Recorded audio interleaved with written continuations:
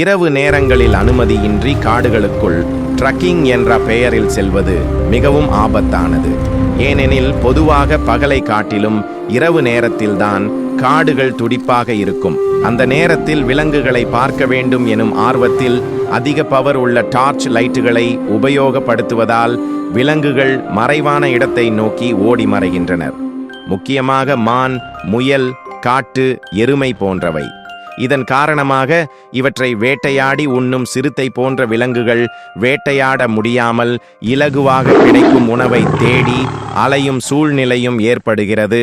அந்த சூழ்நிலையில்தான் மனித வன விலங்குகள் மோதல் ஏற்பட ஒரு காரணமாகவும் அமைகிறது. நமது சந்தோஷத்திற்காக விலங்குகளின் இயற்கை வாழ்வியலில் நாம் ஏற்படுத்தும் ஒரு சிறிய மாற்றம் எங்கோ ஓரிடத்தில் இருக்கும் ஒரு சிறிய குழந்தையின் வாழ்வையும் பாதிக்கும் என்பதை எண்ணி பார்க்க வேண்டும். அனுமதியின்றி காடுகளுக்குள் செல்வதை தவிர்ப்போம், தடை செய்வோம். நன்றி.